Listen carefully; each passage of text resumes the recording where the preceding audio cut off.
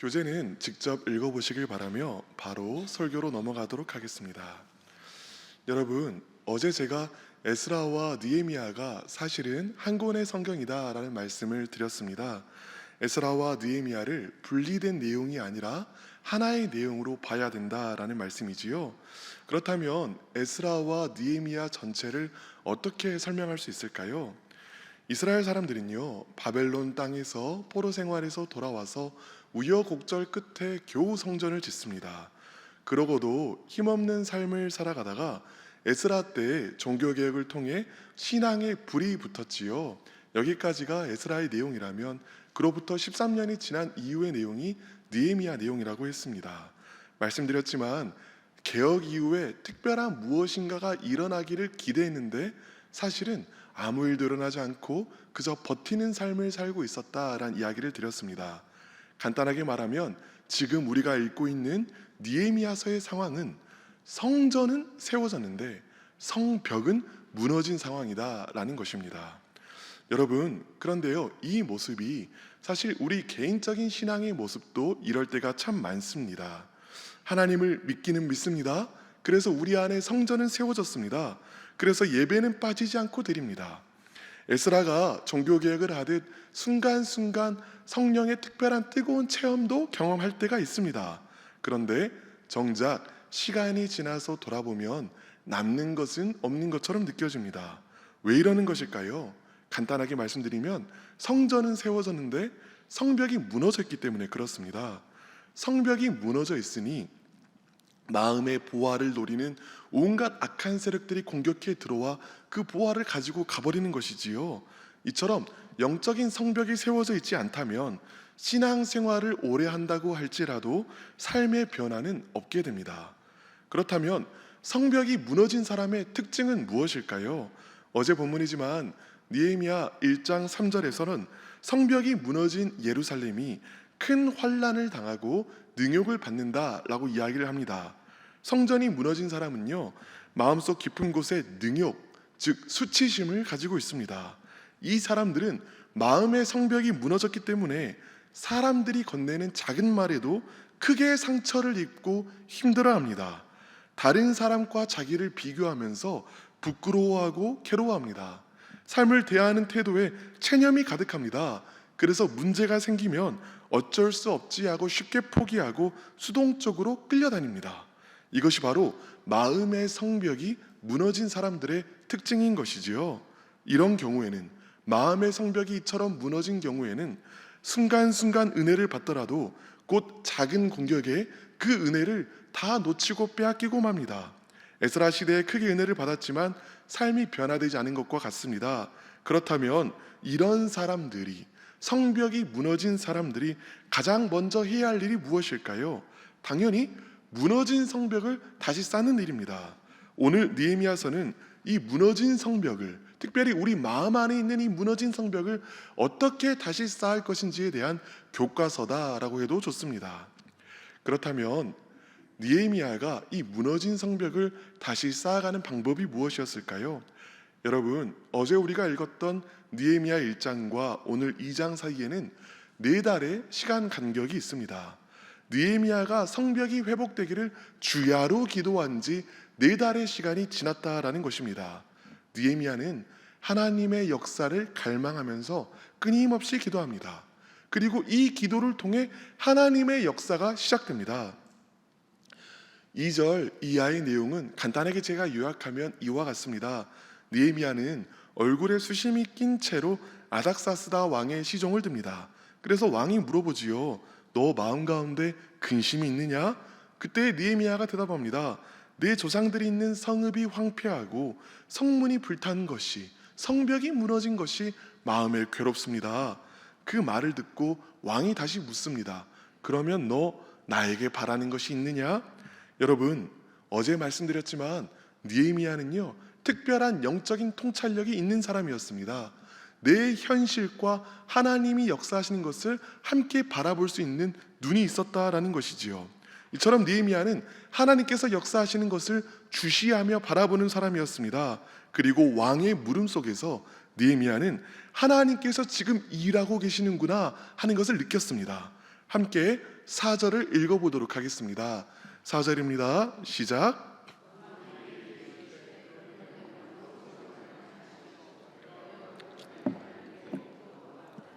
아멘. 느헤미야는 하나님께서 역사하시는 것으로 보이는 이 중요한 순간에 순간적으로 묵도, 즉 기도를 합니다. 여러분, 느헤미야가요, 왕의 질문과 자신의 대답 사이 이 짧은 순간 드린 기도를 통해 하나님께서 역사하셨습니다. 이게 무슨 말일까요? 기도가 꼭 길어야 응답받는 것은 아니라는 것입니다. 예수님께서 우리에게 주신 가장 완벽한 기도문, 그것이 무엇입니까? 주기도문입니다. 그러나 주기도문 역시 처음부터 끝까지 기도를 드릴 때 그렇게 길지가 않습니다. 그러나 가장 귀한 기도입니다. 기도에 있어서 시간이 응답을 결정하는 것은 아닙니다. 그러니 짧게라도 자주 하나님께 나아가 기도하시기 바랍니다. 그러나 또한 동시에 알아야 할 것이 있습니다. 느헤미야의 수시기도는요, 정시기도의 터에 있었습니다. 느헤미야가 4개월간 하나님 앞에서 주야로 기도한 것을 정시기도라고 한다면, 왕의 물음 앞에 즉각적으로 기도한 것은 수시기도다라고 이야기할 수 있겠지요. 정시기도는 정시, 그러니까 시간을 정해서 하나님께 내 시간을 들여서 기도하는 것이라면, 수시기도는 그때그때 필요한 때에 하나님께 기도를 올리는 것입니다. 정시기도가 기도를 통해서 하나님께서 역사하실 수 있도록 하늘 문을 여는 것이라면, 수시기도는 하나님의 일하심과 역사하심을 주시하여 바라보는 것이지요. 느헤미야의 짧은 기도에도 하나님께서 역사하신 것은 평소에 느헤미야가 정시기도를 통하여 하늘의 문을 열어두고 있었기 때문입니다. 우리 마음에 무너진 성벽을 재건하기 위해서는 이 두 가지 방식의 기도가 다 필요합니다. 정시기도를 통해서 내 시간의 일부를 하나님과 교제하는 시간으로 정하고, 기도를 통해 하나님과 지속적인 교제의 문을 열어두어야 합니다. 또한 수시기도를 통하여 순간순간의 어려움을 내 안에 쌓아두는 것이 아니라 바로바로 하나님께 올려드릴 수 있어야 합니다. 이런 기도 생활을 통해 이 기도 시간 하나하나를 벽돌로 삼아 하나님께서 우리 안에 성벽을 지어가시는 것이지요. 첫 번째 기도 제목입니다. 무너진 성벽을 기도로 세우는 자가 되게 하소서. 무너진 성벽을 기도로 세우는 자가 되게 하소서. 자, 왕이 네가 무엇을 원하느냐라고 물어보았을 때 느헤미야는 왕에게 가서, 왕이시여, 제가 가서 그 무너진 성벽을 건축하길 원합니다 하고 대답합니다. 그리고 이 일을 위하여 한 가지를, 매우 중요한 한 가지를 또 요청합니다. 무엇이죠? 함께 7절을 읽어보도록 하겠습니다. 시작. 내가 또 왕에게 이르되 왕이 만일 좋게 여기시거든 강서쪽 총독들에게 내리시는 조서를 내게 주사 그들이 나를 용납하여 유다에 들어가기까지 통과하게 하시고. 아멘. 느헤미야는 왕에게 조서를 달라고 요청합니다. 8절에서도 느헤미야는 살림감독 아삽에게 조서를 내려달라고 말합니다. 조서가 무엇입니까? 왕이 신하들에게 내리는 공식 문서입니다. 이 문서는요, 왕의 현종과도 같았습니다. 왕은 저기 수상궁에 있어도 이 조서가 있으면 왕이 지금 여기에 있는 것처럼 그 일을 행해야 한다라는 것이지요. 에스라와 느헤미야가 한 책이라고 말씀드렸습니다. 그런데 이 두 책, 이 에스라와 느헤미야 모두에서 조서는 매우 중요하게 언급됩니다.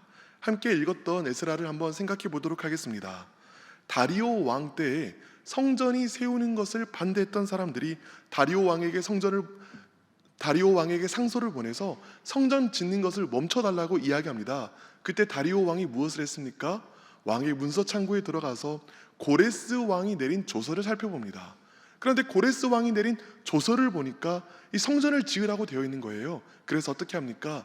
조서의 명령대로 성전을 짓습니다. 이스라엘 사람들은 고레스 왕의 조서로 인하여 자신에게 있었던 권리와 책임을, 능력을 발견하게 되는 것이죠. 지금 느헤미야 역시도 정확하게 동일한 일을 하려고 합니다. 왕의 조서를 통해 모든 일을 해결하려고 합니다. 왕의 조서만 받으면 모든 일이 일사천리로 진행되기 때문입니다. 느헤미야가 만약에 자기 권위로 아삽에게 가서 이거를 지어야 하니 목재를 내주십시오 하면 아삽이 주겠습니까? 그럴 리가 없습니다. 그런데 왕의 조서를 들고 가서 이것이 왕의 명령이니 목재를 주시오 하면 아삽은 주지 않고는 다른 도리가 없는 것이지요. 여러분, 이처럼 느헤미야는 무너진 예루살렘의 성벽을 짓기 위하여 왕의 조서가 필요하였습니다.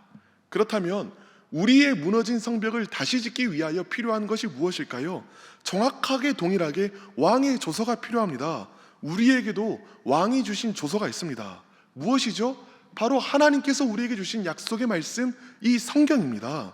이 성경을 통해 우리는 왕 대신 하나님께서 우리에게 주신 권세가 무엇인지, 또 능력이 무엇인지를 발견합니다. 또한 이 성경 속에서 우리는요, 왕 대신 하나님께서 우리에게 주신 약속이 무엇인지도 발견합니다. 그래서 어제 본문에서도 느헤미야가 하나님의 약속의 말씀을 붙잡아서 이 약속의 말씀이 이루어달라고 기도하고 그 약속의 말씀대로 응답을 받았던 것을 기억하실 것입니다. 하나님의 말씀을 왕의 조서로 사용하라는 것이지요. 그리고 하나님의 말씀을 믿음으로 왕의 조서로 붙들 때 하나님께서 역사하신다는 것입니다. 여러분, 우리의 어려운 상황을 바라보면 좌절합니다. 상황이 너무 힘들잖아요. 상황을 바라보고 있으면 낙심합니다. 또한 우리의 느낌에 주목하고 있으면 절망합니다. 우리 느낌은 불안함, 어려움, 우울함, 수시로 우리를 덮습니다. 그 느낌에 휩싸여 있으면 절망하고 마는 것이죠. 우리는요, 상황을 바라보지 않고 느낌에 주목하지 않고 말씀을 붙들어야 합니다. 내가 내 권위로 선포하면 될 일이 없습니다. 그러나 우리 하나님께서 우리에게 허락하여 주신 왕의 조서, 곧 하나님의 말씀 성경을 붙들고 선포할 때에 하나님께서 역사하시기 때문에 하나님의 일이 일어납니다. 우리는 하나님의 약속의 말씀을 붙들고 상황과 환경에 선포하는 사람들입니다. 또한 하나님의 말씀을 붙들고 내 감정과 느낌에 선포하는 사람들입니다. 그리하여 그것에 상황과 환경과 감정의 느낌에 휩쓸리는 것이 아니라 도리어 하나님의 말씀을 붙들고 뚫고 나아가는 사람들인 것이지요. 그렇게 말씀을 붙드는 순간마다 우리의 무너진 성벽은 다시 세워지는 것입니다. 두 번째 기도 제목입니다. 무너진 성벽을 말씀으로 세우는 자가 되게 하소서. 무너진 성벽을 말씀으로 세우는 자가 되게 하소서. 여러분, 그런데 느헤미야가 하나님의 말씀을 의지하여 무너진 성벽을 다시 지으려고 할 때에 가장 반대하는 세력이 있습니다. 누구죠? 함께 10절을 읽어보도록 하겠습니다. 시작.